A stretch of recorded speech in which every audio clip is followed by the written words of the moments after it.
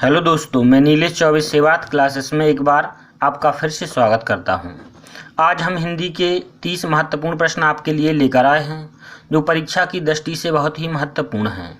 अगर आपने इन 30 में 25 प्लस का स्कोर किया तो आप एक अच्छी स्थिति में हैं और जब भी परीक्षा होगी तो आप निश्चित रूप से एक अच्छा स्कोर कर पाएंगे। वीडियो को स्टार्ट करते हैं पहले प्रश्न से। पहला प्रश्न है, कक्षा 8 के लिए पाठ्य पुस्तक का निर्माण करते समय महत्वपूर्ण है। तो क्या महत्वपूर्ण हो जाएगा? प्रसिद्ध लेखकों की रचनाएं, विधागत विविधता होना, पाठों की संख्या सीमित होना, सभी व्याकरणिक तत्वों का समावेश। तो क्या होना चाहिए, बताएं जल्दी से। विधागत विविधता होना, क्योंकि जब विधागत विविधता होगी तो बालक ज़्यादा से ज़्यादा अलग अलग प्रयास करेंगे और अलग अलग सीखेंगे, बहुत सारा सीखने को मिलेगा, इसलिए विधागत विविधता होना अनिवार्य है। दूसरा प्रश्न देखते हैं। आकर्षण शब्द का विलोम है। तो आकर्षण शब्द का विलोम क्या होगा, जल्दी से बताएं। आकर्षण शब्द का विलोम होगा विकर्षण। क्या हो जाएगा? विकर्षण। मृग तृष्णा का तात्पर्य है, बताएं दोस्तों मृग तृष्णा से क्या तात्पर्य है। पहला ऑप्शन है देर से लगी हुई प्यास का एहसास, दूसरा है किसी को फंसाने का षड्यंत्र, तीसरा है दूर से ललचाने वाली वस्तु का भ्रम, चौथा है हरणों की प्यास का सामूहिक नाम। तो क्या हो जाएगा? तीसरा वाला ऑप्शन सही हो जाएगा, दूर से ललचाने वाली वस्तु का भ्रम। अब आप इसके बारे में और सुने।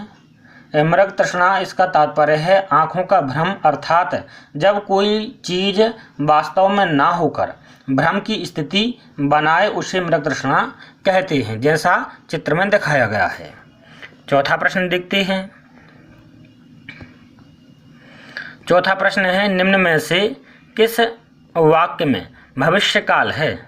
पहला ऑप्शन है मैं आपकी प्रतीक्षा करूँगा, दूसरा है मैंने एक पेड़ काट लिया, तीसरा है मैं पुस्तक पढ़ने वाला था और चौथा है मैं आपका आभारी हूँ।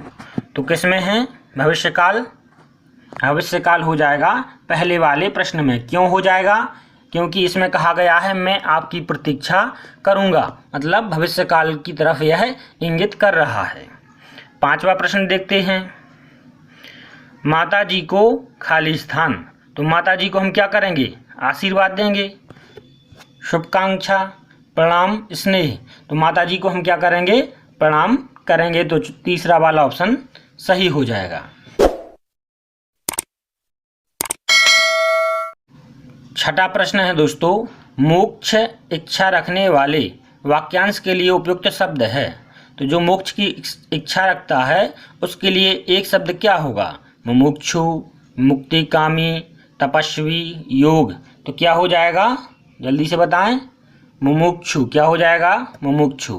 काली घटा का घमंड घटा, पंक्ति में कौन सा अलंकार है? तो कौन सा है? यमक, उपमा, उत्प्रेक्षा, रूपक। कौन सा सही हो जाएगा? यमक अलंकार सही हो जाएगा। अब क्यों हो जाएगा, जल्दी से बताएं। तो यमक की परिभाषा है समान शब्द के अलग अलग अर्थों में आवृत्ति हो वहाँ यमक अलंकार होता है। अब यहाँ पर आप कहेंगे समान कौन सा है? तो समान देखें आप कौन सा है? घटा। काली घटा का घमंड घटा, शब्द एक है लेकिन उसका अर्थ अलग है। आठवां प्रश्न देखते हैं। पेट की अग्नि के लिए शुद्ध शब्द है। तो क्या हो जाएगा? दावाग्नि, बड़वाग्नि, मंदाग्नि, जठराग्नि। क्या हो जाएगा सही, बताएं जल्दी से। यहाँ पर हो जाएगा जठराग्नि हमारा सही हो जाएगा। अब जठराग्नि तो ठीक है, लेकिन दावाग्नि किसे बोलते हैं? तो दावाग्नि बोलते हैं हम किसे? जंगल की आग को। फिर एक और दिया है बड़वाग्नि, तो बड़वाग्नि जल या समुद्र की आग को बोला जाता है।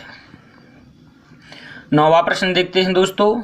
बतरस लालच लाल की मुरली धरी, लुकाए सोह करें भवहनु हंसें, दैन कहे नटी जाए। इस पंक्ति में कौन सा रस निहित है? तो कौन सा है? श्रृंगार रस, वियोग रस, वीर रस, हास्य रस। तो कौन सा है इसमें, जल्दी से बताएं। श्रृंगार रस। कौन सा रस है? श्रृंगार रस इसमें है। क्यों है? क्योंकि इसमें श्रृंगार की बात हो रही है। जब कृष्ण जी की मुरली को गोपियों ने छुपा लिया और कृष्ण जी ने जब उसको मांगा तो उन्होंने देने से इनकार कर दिया। अब किस लालच में? बतरस लालच लाल की, मतलब बात करने के लिए लाल की मुरली को छुपा लिया।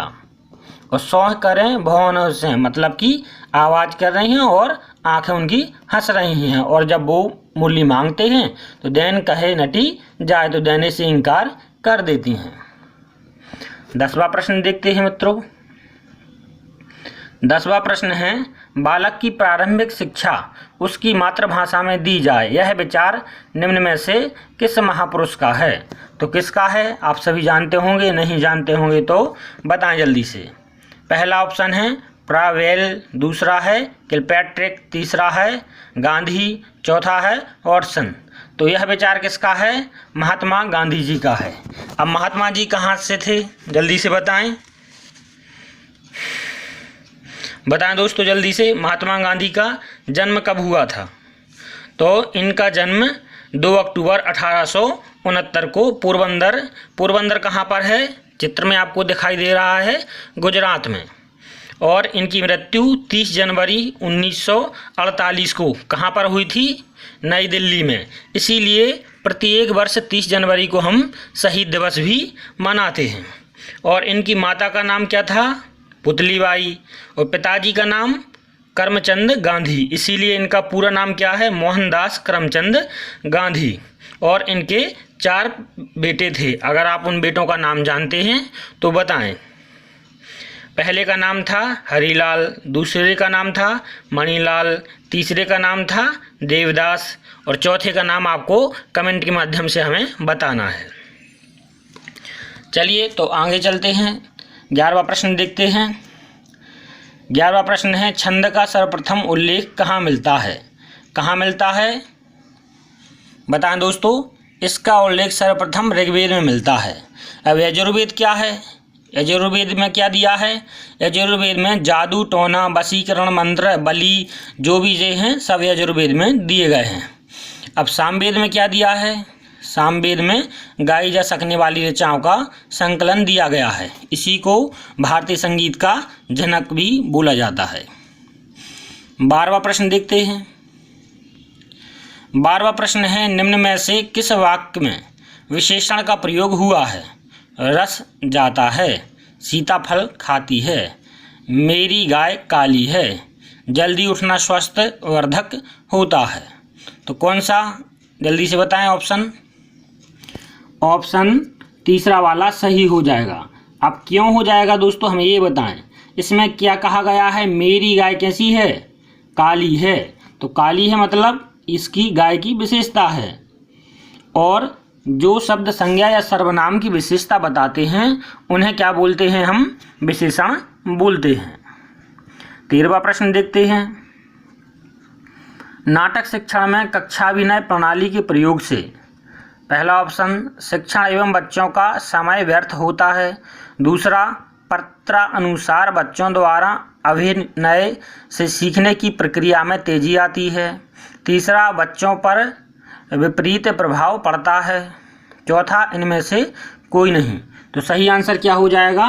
दूसरा वाला सही हो जाएगा। पत्रानुसार बच्चों द्वारा अभिनय से सीखने की प्रक्रिया में तेजी आती है। चौथा प्रश्न देखते हैं। शब्द का अर्थ स्पष्ट करने हेतु निम्न में से कौन सा तरीका उपयुक्त है? तो कौन सा तरीका उपयुक्त हो जाएगा बताएं जल्दी से। पहला ऑप्शन है वाक्य प्रयोग, दूसरा है चित्र निर्माण, तीसरा है संधि विच्छेद, चौथा है व्याख्यान। तो कौन सा सही हो जाएगा? वाक्य प्रयोग। वाक्य प्रयोग के माध्यम से हम क्या कर सकते हैं? अर्थ को स्पष्ट कर सकते हैं। 15वां प्रश्न है दोस्तों, किस रस को रसराज कहा जाता है? पहला ऑप्शन है श्रृंगार रस को, दूसरा है वीर रस को, तीसरा है हास्य रस को, चौथा है उपरोक्त में से कोई नहीं। तो किस रस को रसराज बोला जाता है? श्रृंगार रस को। अब रसों के भेद कितने होते हैं? 9 होते हैं। और श्रृंगार रस के कितने भेद होते हैं? 2 होते हैं, एक संयोग श्रृंगार और एक वियोग श्रृंगार, जैसा कि चित्र में दिखाया गया है। 16वां प्रश्न देखते हैं। घनानंद को किस युग का कवि माना जाता है? तो किस युग का माना जाता है? रीतिकाल का घनानंद को कवि माना जाता है। 17वां प्रश्न देखते हैं।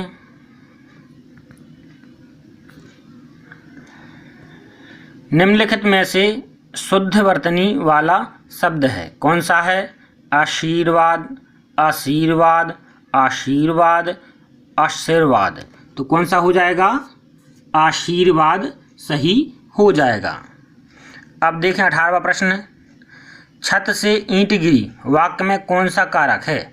यहाँ पर कौन सा भाव आ रहा है? अलगाव का। अलगाव का भाव आए तो कौन सा हो जाएगा? हमेशा अपादान कारक हो जाएगा। और हिंदी में कारक कितने प्रकार के हैं?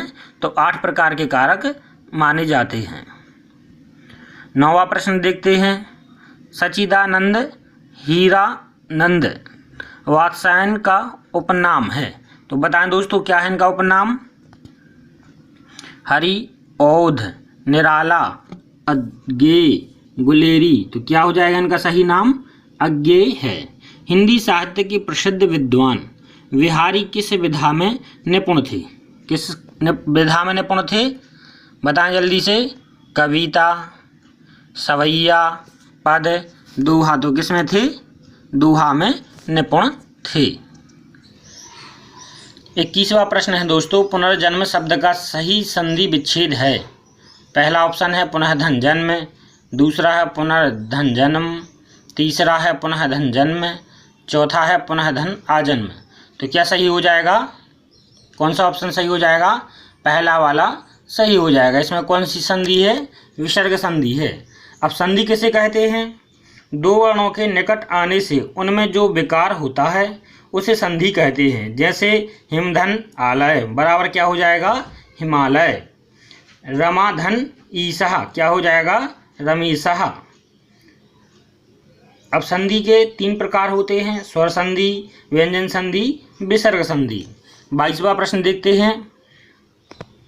22वां प्रश्न है शोक किस रस का स्थायी भाव है? तो किसका है? करुण रस का स्थायी भाव शोक होता है। 23वां प्रश्न देखते हैं।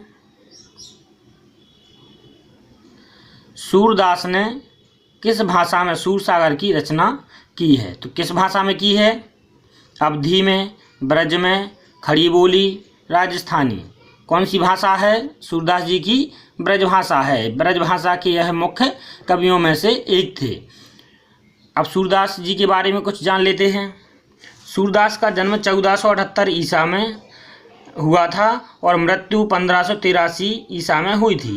यह भक्ति काल के प्रमुख कवि थे और इनके पिता का नाम रामदास था।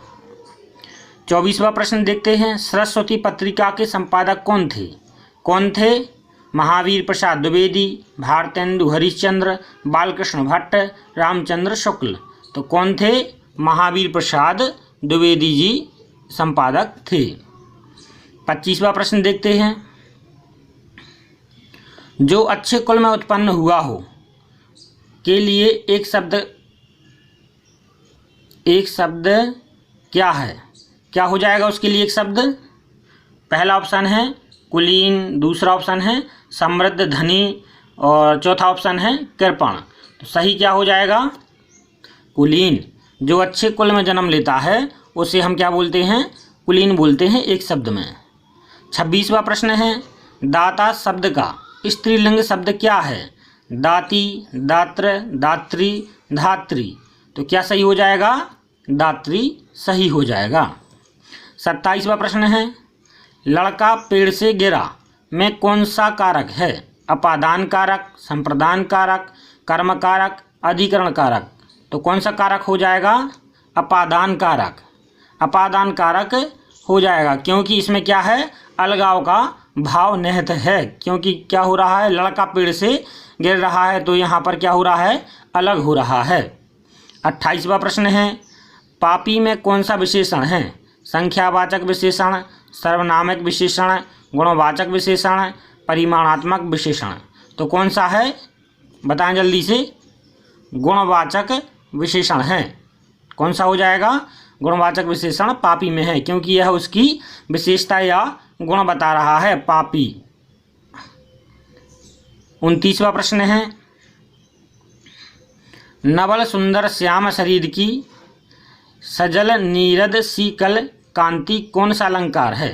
कौन सा है? उपमा, रूपक, श्लेष, उत्प्रेक्षा। तो कौन सा अलंकार हो जाएगा? जल्दी से बताओ दोस्तों, जल्दी से कौन सा अलंकार हो जाएगा? उपमा अलंकार हो जाएगा। कौन सा आंसर है सही? उपमा अलंकार इसका सही आंसर हो जाएगा। अब थोड़ी सी इसकी डेफिनेशन देख लेते हैं।